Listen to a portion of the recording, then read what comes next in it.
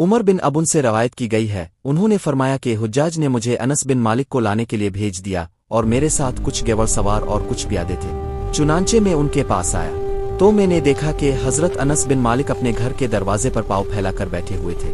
उमर बिन अबान ने उनसे अर्ज किया, अमीर का हुक्म मान ले, अमीर ने आपको बुलाया है। हजरत अनस इब्न मालिक ने फरमाया, अमीर कौन? उमर बिन अबुन ने फरमाया, हज्जाज। हजरत अनस बिन मालिक ने फरमाया, अल्लाह ताला इसको जलील करे। तुम्हारे अमीर ने सरकशी, बगावत और किताब व संत की मुखालफत की, लिहाजा अल्लाह ताला इससे इंतकाम लेगा।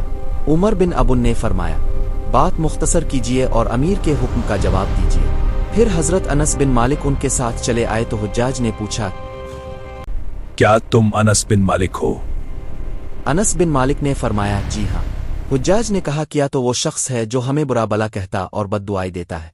हजरत अनस बिन मालिक ने फरमाया, जी हाँ, ये तो मेरे और तमाम मुसलमानों पर वाजिब है, क्योंकि आप इस्लाम के दुश्मन हैं। तो ने अल्लाह के दुश्मनों की इज्जत अफजाई की है और अल्लाह ताला के दोस्तों को जलील किया है। हुज्जाज ने कहा, मैंने तुझे किस लिए बुलाया है?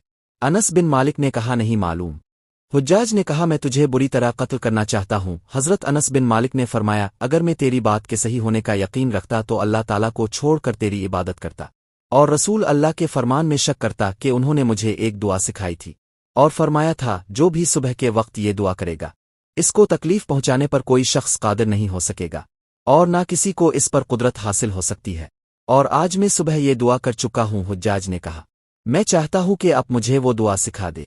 अनस बिन मालिक ने फरमाया, तो इसका अहल नहीं। हुज्जाज ने कहा, उनका रास्ता छोड़ दो, यानी उनको जाने दो।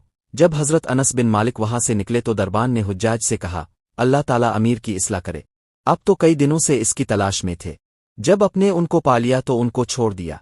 हुज्जाज कहने लगा, अल्लाह की कसम, मैंने उनके कंधे पर 2 शेर देखे। जब मैं उनसे गुफ्तगू करता था तो वो शेर मेरी तरफ लपकते थे, जैसे मेरे ऊपर हमला करना चाहते हों। तो अगर उनके साथ कुछ करता तो मेरा क्या हाल होता?